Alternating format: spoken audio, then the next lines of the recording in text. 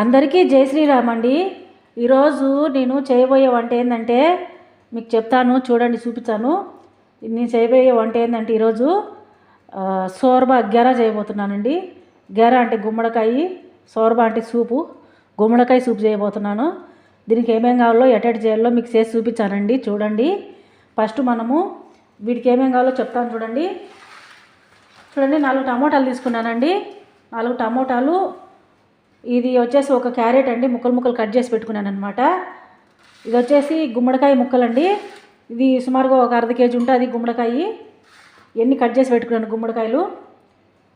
ఇది వచ్చేసి జీలకర్ర పొడి అండి. ఇది వచ్చేసి మిరియాల పొడి అండి.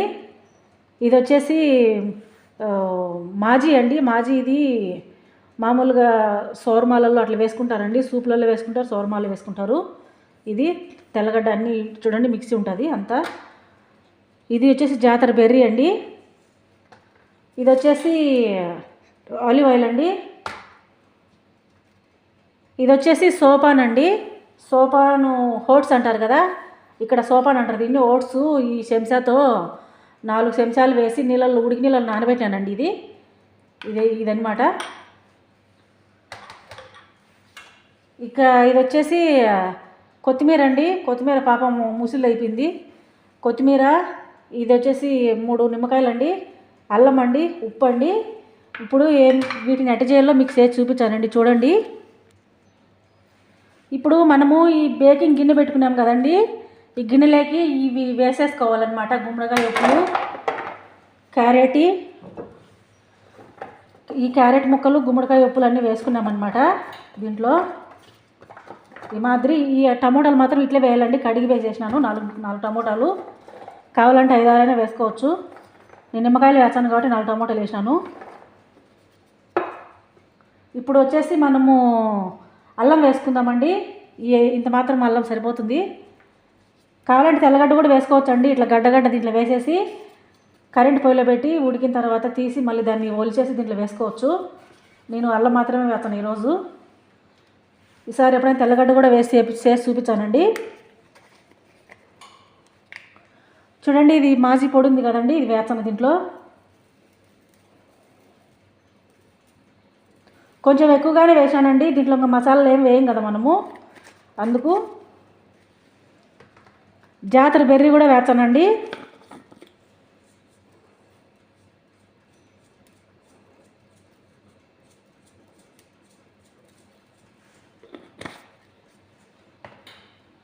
ఆలివ్ ఆయిల్ వేసుకుందామండి.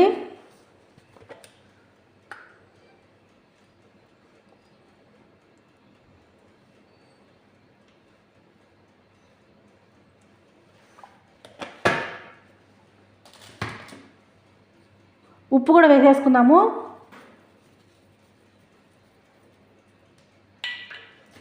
దీన్ని ఇట్లా కలిపెట్టేసండి. మనము దీన్ని ఎత్తపోయి కరెంటు పొయ్యిలో పెట్టాలండి. కరెంటు పొయ్యిలో అది ఉంది కదా గస్తీరు, ఇంటికాడ అల్యూమినియం ఏదో అంటారు కదండి, నాకు నోరు తిరగదు.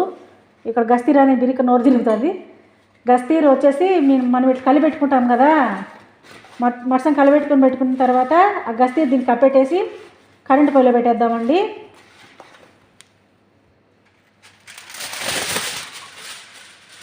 చూడండి. దీన్ని ఇట్లా కప్పెట్టేసుకుంటే ఆవిరి బయటకు పోకుండా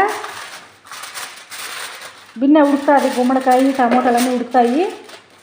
బాగా ఉడికిన తర్వాత మళ్ళీ దీన్ని పైన తీసేసి కొంచెం పైన కూడా కరెంటు పొయ్యిలో కాలనిచ్చే ఒకరు అక్కడక్కడ మాడినట్టు అట్లా కనపచ్చదండి. ఫస్ట్ మనం ఇట్లా పెట్టేద్దాం కరెంటు పొయ్యిలో.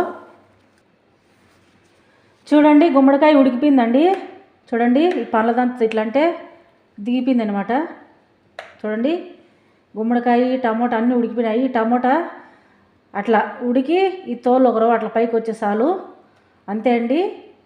ఈ క్యారెట్ ఒక రవ్వ ఉడికేది ఉన్నది. ఇది కూడా సుమారుగా ఉడికిపోయింది 80%. ఇది మళ్ళీ మనం మిక్సీలో పట్టేసుకుందాము. ఈ దవర్లో వేసేసుకుండేసండి.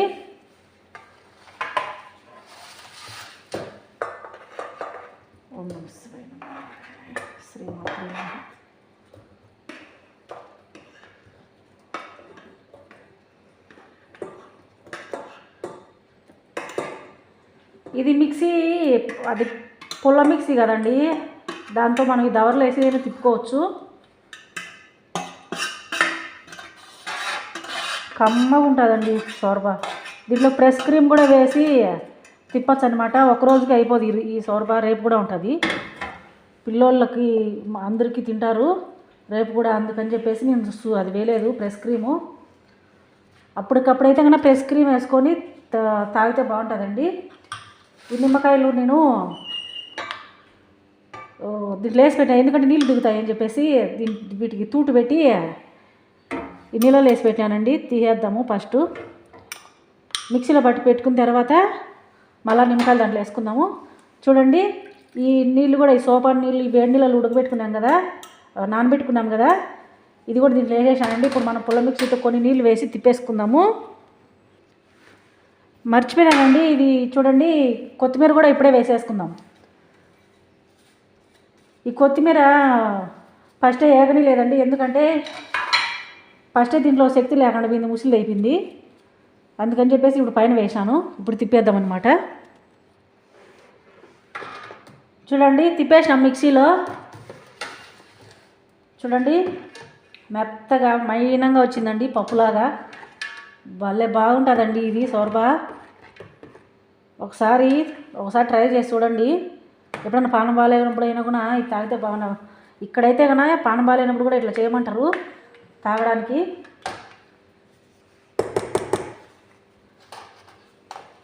అన్నం అయితే తినలేరు కదా, అందుకని చెప్పేసి. చూడండి, నిమ్మకాయలు కూడా వేసేద్దాము. వేసేసి మళ్ళీ మనం రొంచేపు కాగబెట్టుకుందాం దీన్ని.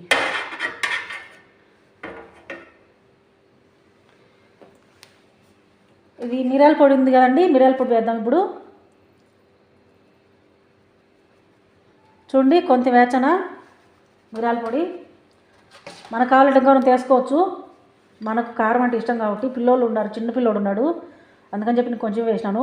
వాడు తింటాడండి కాబట్టి. పిల్లోళ్ళు ఉన్నారు, చిన్న పిల్లోడు ఉన్నాడు, అందుకని చెప్పి నేను కొంచెం వేసినాను. వాడు తింటాడండి కారము, అయినా కూడా వీళ్ళు రుచి ఒప్పుకోరు కదా, అందుకని చెప్పేసి. జీలకర్ర పొడి ఒక రవ్వ ఎక్కువ వేసానండి నేను సూపులలో.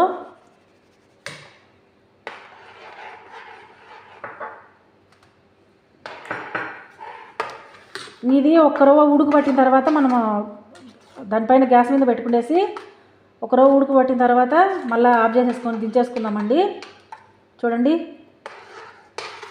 దీంట్లో పసుపు వేలే ఏమేలా కలర్ చూడండి ఎంత బాగుందో.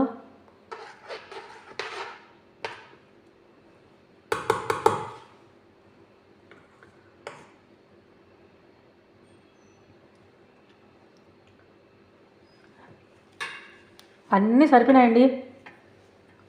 నేను తీయకుంటుందేమో ఎక్కువ అనుకున్నాను. క్యారెట్ ఎందుకంటే ఎర్రగునింది, క్యారెట్ ఎక్కువ తీపి ఉంటుందేమో అనుకున్నాను. తీపి మాత్రం లేదు, కమ్మగుంది, బాగుందండి. పులుపు ఇంకా పట్టలేదు అనమాట, ఎందుకంటే నిమ్మకాయలు ఉడకాల, పులుపు పట్టలేదు. ఇంకా కమ్మగా మాత్రం ఉన్నదండి. ఈ మాదిరి అయితే మనకు సరిపోతుంది. వీళ్ళకైతే పులుపు కావాలండి, అందుకని చెప్పేసి నేను కొంచెం ఉడకనిద్దాం దీన్ని. కొన్ని నీళ్ళు వేస్తాను, ఎందుకంటే ఉడికే తలకిన తర్వాత గట్టిపడుతుంది కదా, అందుకు. చూడండి, షోర్బా ఉడికిపోయిందండి, ఉడికిపోతుంది. ఇంకా మనము స్టవ్ ఆఫ్ చేసేసుకుందాము. ఈ షోర్బా కొంచెం చల్లారే కొద్దీ ఆ పులుపు కూడా దిగుతుందండి. నిమ్మకాయలు నేను ఘాట్లు పెట్టాను అనమాట, ఆ పులుపు కూడా దాంట్లో దిగుతుంది. ఇంకా ఆఫ్ చేసేసుకున్నాం స్టవ్. ఇంకా మనం మూత పెట్టుకున్నామండి. మొత్తానికి సూప్ రెడీ అయిపోయిందండి, గుమ్మడికాయ సూపు.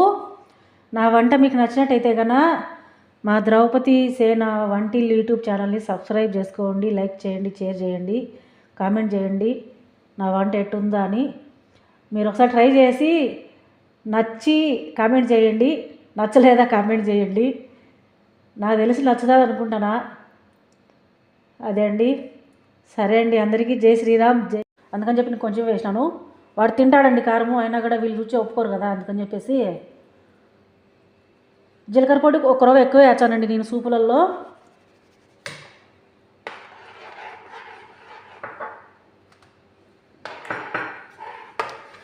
ఇది ఒక రవ్వ ఉడుకు పట్టిన తర్వాత మనము దానిపైన గ్యాస్ మీద పెట్టుకునేసి ఒక రవ్వ ఉడుకు పట్టిన తర్వాత మళ్ళీ ఆఫ్ చేసేసుకొని దించేసుకుందామండి. చూడండి, దీంట్లో పసుపు వేలే ఏమేలా కలర్ చూడండి ఎంత బాగుందో.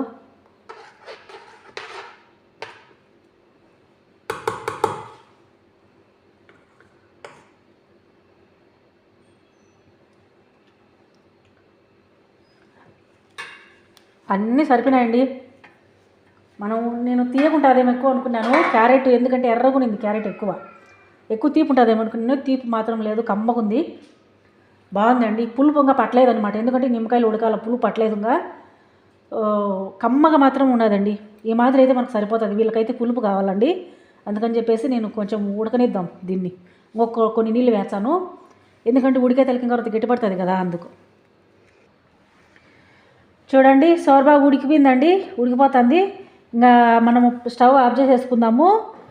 ఈ సోర్బా కొంచెం చల్లారే కొద్దీ ఆ పులుపు కూడా దిగుతుందండి. నిమ్మకాయలు నేను ఘాట్లు పెట్టాను అనమాట, ఆ పులుపు కూడా దాంట్లోకి దిగుతుంది. ఇంకా ఆఫ్ చేసేసుకున్నాం స్టవ్. ఇంకా మనం మూత పెట్టుకున్నామండి.